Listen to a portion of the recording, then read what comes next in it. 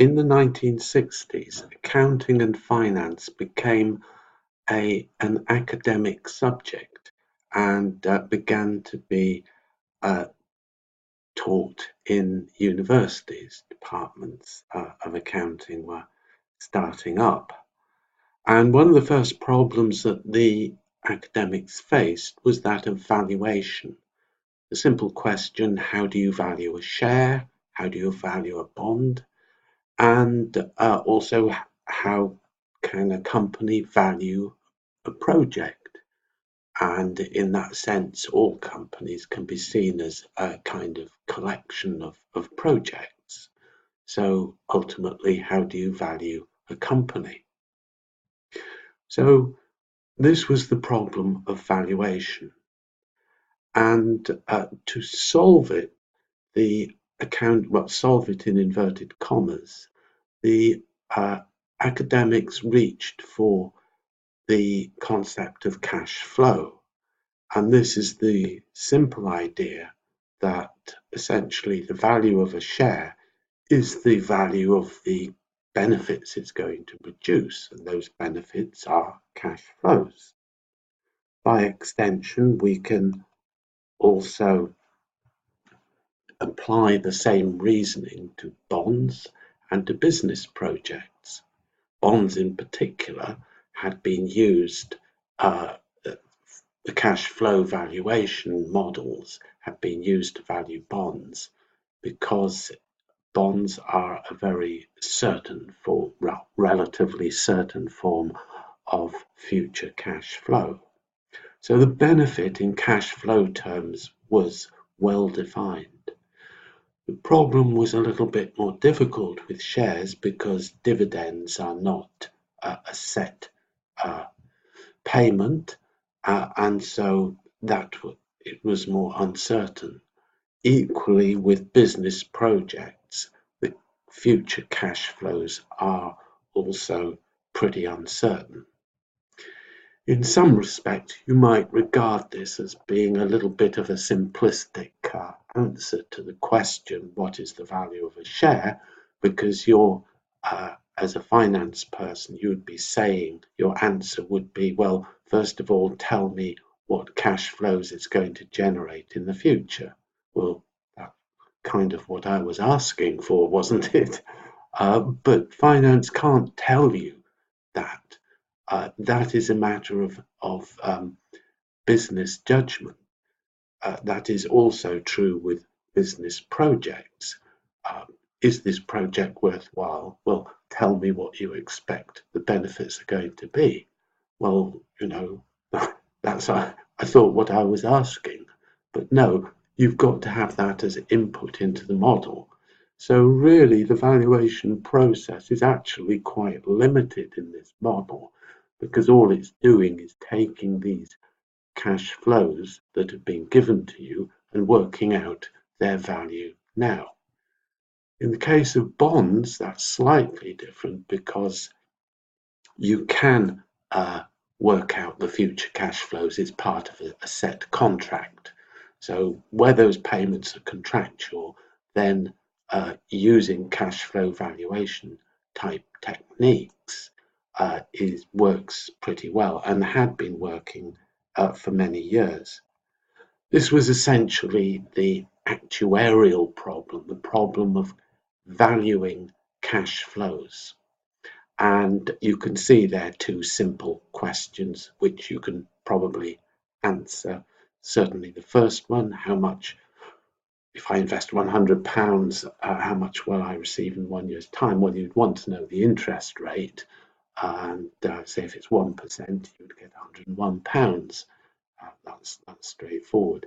£100 in 2 years' time, a little bit more difficult, but we'll have a look at that in a moment. So that is looking at two cash flows, and in a cash flow now and a cash flow in the future, and relating the two. So the valuation problem fits into this quite neatly because it is, as I was saying, if I expect these investments to be worth £1,000 in 2 years' time, how much are they worth now? How much would I pay for this future cash flow. How much you would value pay for it now is essentially its value now. Because when we talk about the value of something, we are talking about the present and not the future. So essentially, cash flow and valuation is taking these future cash flows and working out their present value. To put some numbers to this, we can have a look at this. It's called the net present value model. Net because we are talking about any revenues minus costs, which is relevant in the business project context. Present value because when we talk about valuation, we are talking about the present and not the future. A little bit of language here. When we're talking about the value of an investment now, its future value, we use the interest rate, as we said before. If, like the academic valuation model, the net present value model, we're talking about an expected future payment, what is its value now? That's going from the future to the present. We call that the discount rate. Looking at this simple cash flow, we've got £100 invested in the present, which is year 0 or the beginning of year 1. And you can see that if we're looking at the future value, £100 invested for 1 year at 1% is, as we were saying before, £101.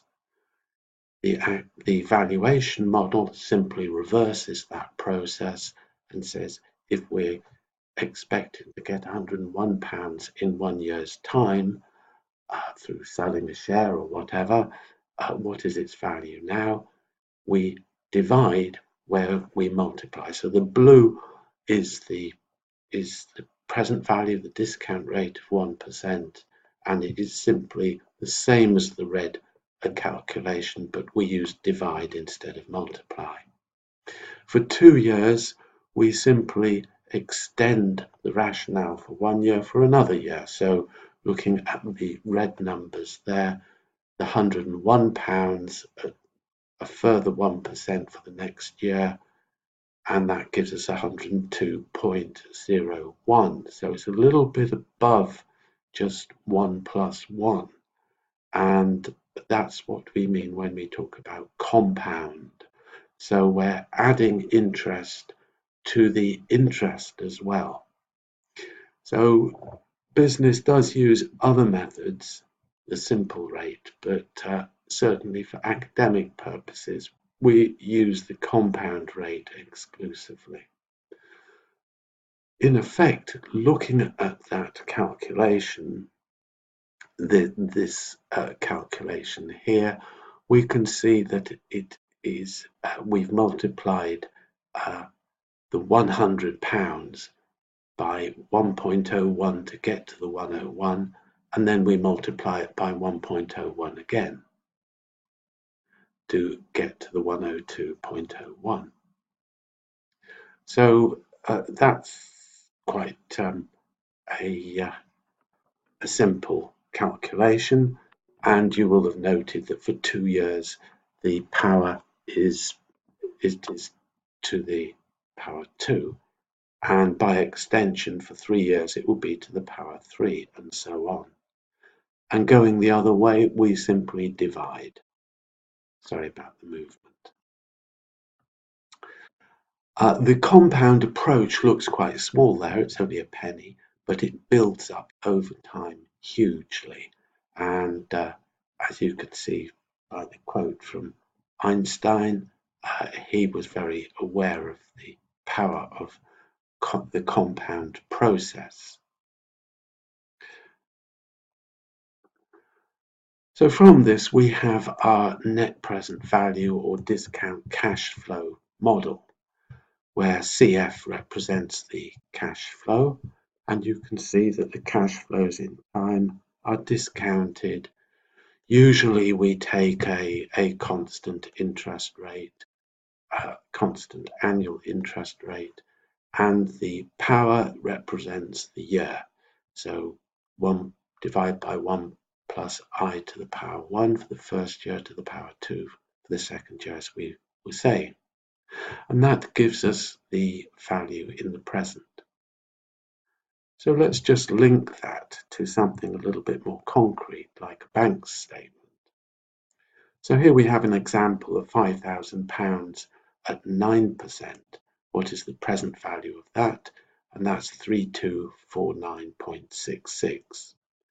So applying that to an actuarial type problem, we could borrow £3,249.66 now and repay with £5,000 at the end of year 5, and the effective amount earned in terms of interest by the bank would be 9%.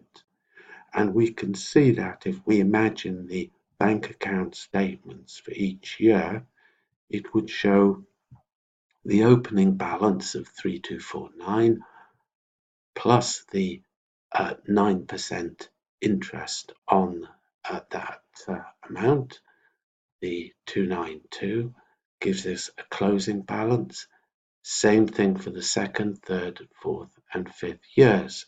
And then by the fifth year, the closing balance, the amount owed, would be 5,000, and you would repay the 5,000, hopefully, and the bank would have earned is 9%.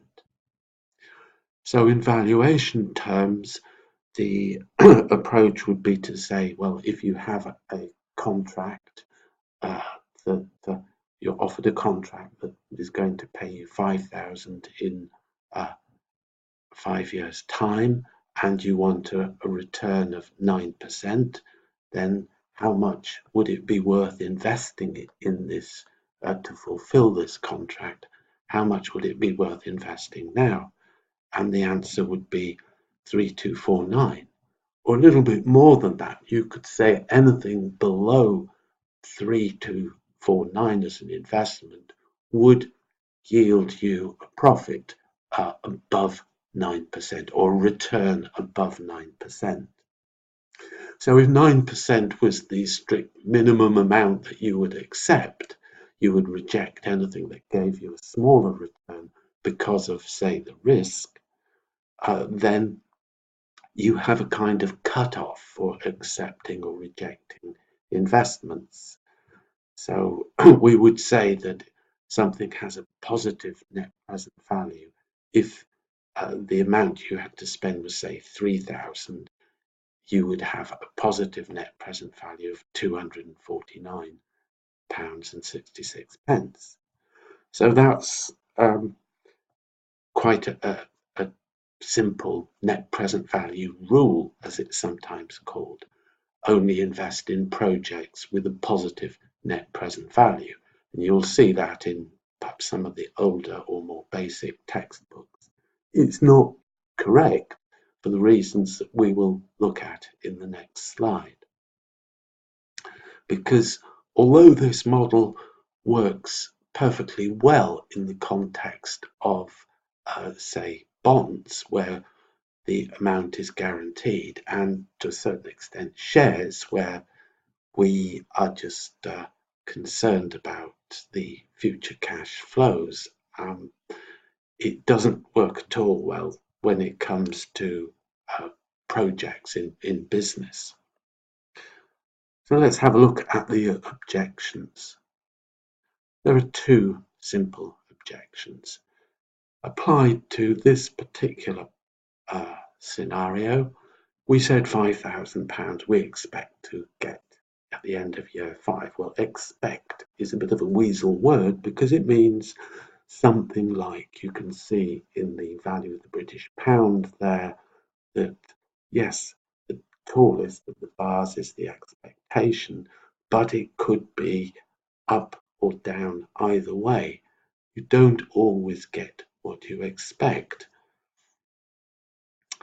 So on that basis, we need some measure of the risk involved, the spread of that around the expectation, is our measure of risk. The wider the spread, the bigger the risk. How do we cope with that? Well, there's been a reasonably good answer to that, in that academics have said, well, you simply up the discount rate, and that's certainly something that can be done. You could reduce the 5,000 to the certainty equivalent. What are we almost certain to get? And just use a discount rate without the risk element. So that would be a possibility. So there are ways of handling that, addressing that. The other objection that you can see there is rather more serious, particularly in a business context. We've not thought about contingent decisions. In other words, we've just had one decision whether we should invest now or not invest now. That's not how businessmen typically think. So, for example, one thought that might come up is, well, what if we wait a year and see if conditions improve, in which case we're much happier about investing, or whether they deteriorate, in which case we're not going to invest. So the option to wait is not included in the calculations. We can include it, but it's a very much more complicated calculation where we have to ask lots of difficult questions of the businessmen and so on. So it's not a very usable model. Also, there are other contingent decisions. What if things get bad? How can we stop the project early? What if things are very good? Can we take out more contracts and things like that? So none of these decisions are included in our valuation. When you might be engaging in this project simply as a kind of starter and a loss leader, if you like. So that there could be all sorts of strategies involved in the decision, in the investment, and they're not included in this. It is simply the actuarial answer to the problem. What if I invest 3250 at 9%? How much is it worth at 5,000, or the other way around? How much is 5,000 worth now at 9% discount rate?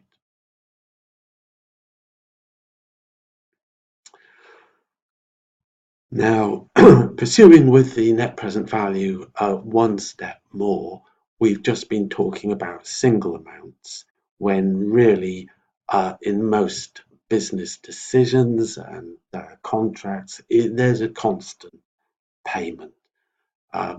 Where it's a regular payment of a certain amount is called an annuity. So businessmen will typically say, oh, this project could get us, earn us £5,000 a year and things like that. For a share, dividends could be, 3% a year. So people think in terms of regular cash flows when thinking about the future. And there's an annuity formula for that. You can see it there. It's 1 over I minus 1 over I times 1 I to the power n, where n is the length of the annuity and I is the discount rate. So what we have there is the annuity formula to the right of a 5-year formula at 10%, and the discount factor is 3.79079.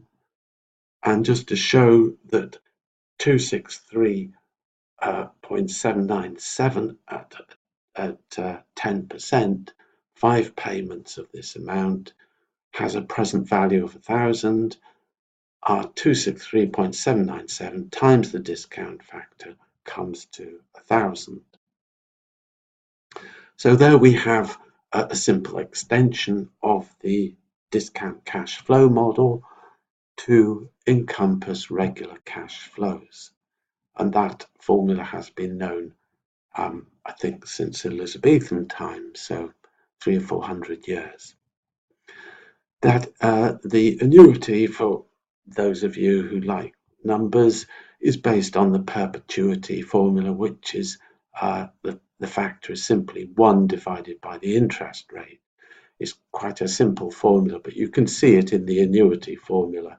Is in fact, the perpetuity rate minus another perpetuity rate that starts later on. And so it's the difference between two perpetuities. Now, you may say, well, £1 paid into the future doesn't forever and a day. How can that have a value now? Well, the answer is simply that after a certain length of time, that amount gets to a very small figure, and it becomes infinitesimally small as we go further into infinity. So the present value of 263.797, if it was a perpetuity, after 100 years, its present value would be 1.9%. And some people point the same thing out by looking at, say, something like 1 penny invested in Shakespeare's time would make you a millionaire. The only problem is you've got to live for 400 years. So we can value infinite cash flows, or we can value them sufficiently accurately. Okay, so here we just do what we did before, translate the formula approach to a bank statement, and we show that the regular repayments in this slightly different problem of 263.797 rounded to 263.8. If we borrowed £1,000 now at 10% and we repaid at the 263.8 every year, we would have paid off our debt, and 10% would have been charged on the opening balance of the statement. So you can see with the totals that the actual, in simple terms, the total interest you would have paid would be 318.99. You'd have also repaid the principal amount, so the total repayment would have been £1,318.99.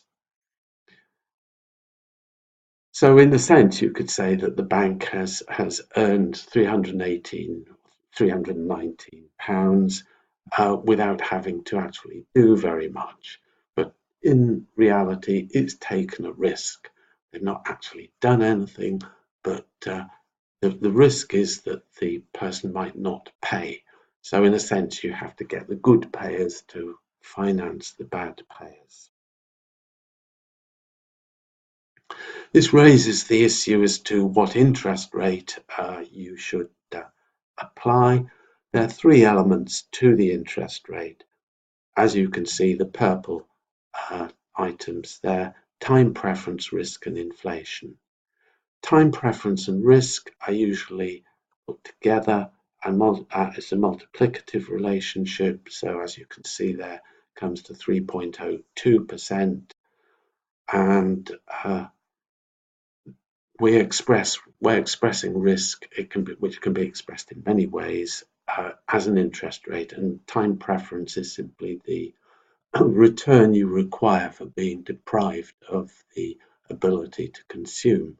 In other words, you're spending money which you could have otherwise spent on yourself. Then the inflation element is there because essentially you want the buying power of your money to remain constant. You don't want £100 in 1 year's time when there's been 10% inflation. You would want £110 to maintain the purchasing power. So plus the interest rate, you can see that if we add 3, 2, and 1 up, we get more or less 6%, but it is multiplicative. So the nominal interest rate, or I sometimes call it the newspaper interest rate, is 6.1106. right? So it's not just addition. In some contracts, it can just be added up, and that's called the simple rate. But in all academic work, it is treated as a multiplicative rate. I've also included there the finance model, which was the big contribution in the 1960s, and they essentially worked out the interest rate as RI there and said that it was A, which in this context is the risk-free rate, plus something called beta, times the amount by which the return on an individual share is greater than the market return. Express it in terms of return, so that if a share is £100 now and you want a return of 10%, then you expect the future price to be £110. So in terms of cash flows, it's £110. We condense it in turn to a return to take the actual size of the investment out of it, and the return is going to be 10%. So there's a link between return and the cash flows. So the risk premium, the amount by which your expected return is higher than the market expected return. Well, these are very, very difficult figures to estimate. The beta itself is the covariance of the returns. If you're looking at historical data, the covariance of the returns with the market divided by the variance of the market return. But looking at historic data is not necessarily a good indicator of the future. So these things are gone into in more detail elsewhere, but we just make a note of them here, that beta is another way of working out the appropriate discount rate. But it is limited because, as we'll see later, the CAPM model is just essentially a one-period model. So there is a multi-period CAPM model, but we're not going to go there, and very few people do. The person who did go there got a Nobel Prize. Right, I won't joke anymore on that one. Okay, so let's just have a brief resume as to how far we got with the valuation models, the discount cash flow model and the net present value model, or meaning the same thing, of course.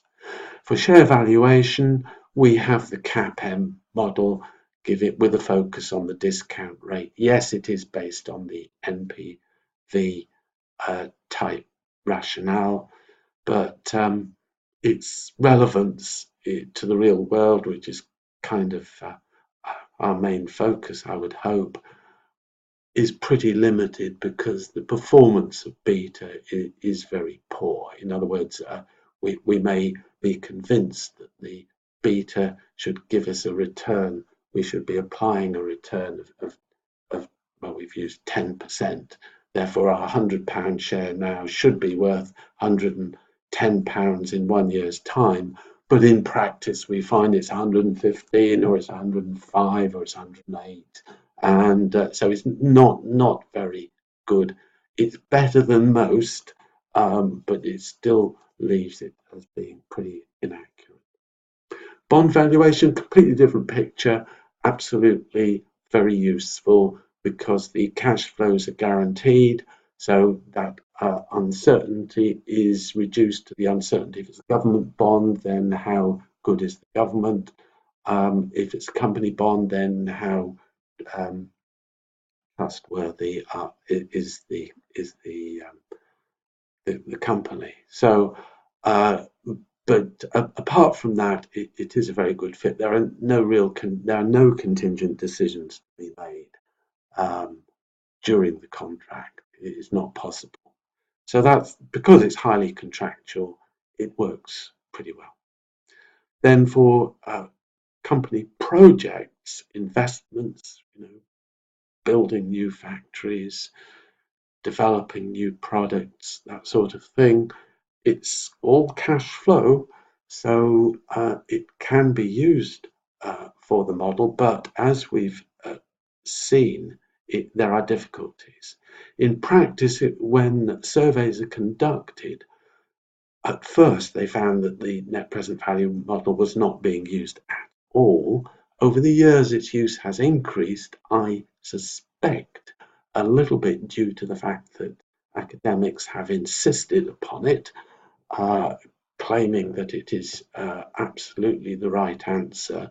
We've seen that now more developed theory realizes that that is not the case, but nevertheless it has still got a strong emphasis. So yes, companies do look at it now, but they look at a lot of other measures that have other characteristics, payback being one of them. So they put it along with other measures is the answer to that one. And as you can see, the risk assessment is difficult enough. The future is uncertain. We don't have, as with shares, a good record of past values to give us some idea. The project is often new with very limited historical relevant data. So it makes it a difficult decision. And the contingent decision, that no contingent decisions assumption, is a very strong one in the context of a project, because a lot of it is about, do we have a get out clause? Can we, if things go bad, can we get out? If things are good, what further opportunities can we exploit? And also the delay. Should we just leave it for a year, kick the can down the road, that sort of thing. So a lot of business thinking is not in that valuation model, but nevertheless, it does give us perhaps a first cut, a look at the problem, and does enable us to compare cash flows at different points in time between different projects, compare them by taking them all down to a present value. So that's our look at the net present value model. I hopefully have given you a critical perspective and you understand it and its limitations. And please don't go around saying, well, we value shares using the net present value model. It values projects as well. It's not as simple as that. And with that thought, I will end. Thank you.